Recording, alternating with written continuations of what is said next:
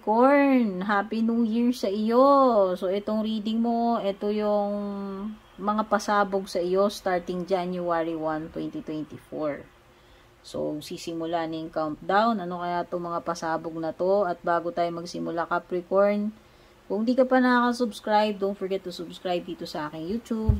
Like and follow na rin yung aking Facebook page. Doon ka mag-send ng private message kung mag-i-inquire ka or magbubook about personal readings. Ayan. So, Happy New Year sa inyong lahat.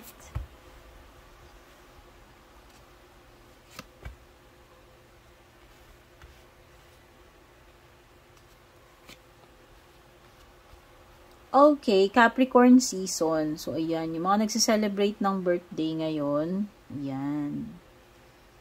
At magsiselebrate pa lamang. Ayan. Advance happy birthday sa inyo. So, tignan na natin. Wow, nakakita na kagad ako ng maraming coins. So, maganda. Alam mo, actually, maganda yung mga pasabog dito. No? Ikaw lang yung nagwo-worry about nothing.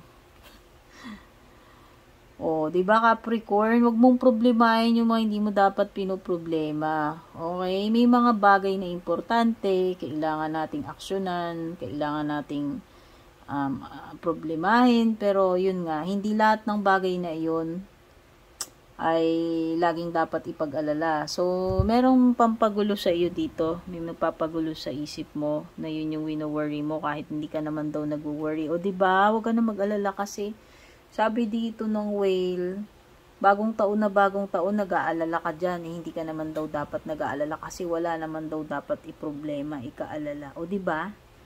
Huwag na mag-overthink Capricorn. Okay, so nakikita ko, mamimit mo kung ano yung mga gusto mong, yung mga goals mo for your family. To secure your family, to secure your future, financially and emotionally. Napakagandang pasabog to. So kung meron kang gustong i-secure na may kinalaman sa family mo, like bahay, or legacy para sa mga anak mo, ipon, kung ano man yan, mga properties, basta, yun yung isang magandang pasabog sa iyo. Masesecure mo yung family mo, hindi lang pagdating sa material, sa financial, pati sa emotional. So, kompletos ricados ka. At may bakasyon pa at time para makapag-enjoy. O, diba? Kasi nga New Year. Samantalahin mo tong bakasyon mo, Capricorn, at sabi ko nga, sabi ng card mo, ka muna mag-alala muna sa trabaho, ano ba itong inaalala mo? Mag-focus ka muna dito sa quality time mo with your loved ones, with your family, and enjoyin mo yung moment kasi next year na uli yung bagong taon, o diba? At isa pang magandang pasabog sa iyo, Capricorn, sasabog ang napakaraming opportunity na maging abundant ka financially, materially. Daming coins dito, Capricorn. So, sahurin mo lahat ito. Money, take note. Mga perang paparating sa iyo. So, ang ganda ng pasabog sa iyo. Sana all. Ano pa?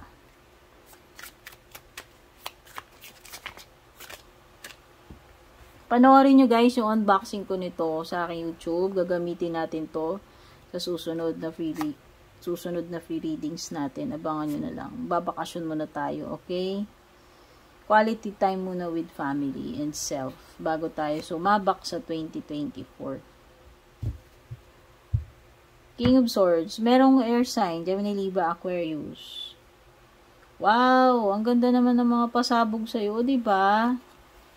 Wala akong masabi, Capricorn. Sobrang ganda ng countdown mo. January 1, 2024. TikTok. Nagti-TikTok ka na sa mga pasabog na magaganda. O diba, may pagbabago ng kalagayan, sitwasyon, ng kabuhayan mo. Basta ito ay, sa tingin ko, papaboran ka ni 2024. Kung hindi ka pinaboran ni 2023, 2024, papaboran ka. In many ways. And also, ito ning happiness, fulfillment, contentment, umaapaw yung mga cups mo dito, mga blessings, umaapaw ka sa pagiging kontento, lahat ng blessings na sa'yo na eh. and you are sharing these blessings, parang ikaw ay very welcoming.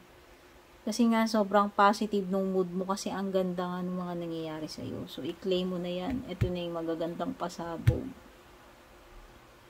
O, may hidden pa rito with the High Priestess. O, may mga hidden dito sa background. Or yan. King of Swords. So, pwedeng may mga major decision na kailangan gawin, Capricorn. Pero sa tingin ko, kung meron ka mga kakaharapin na challenges,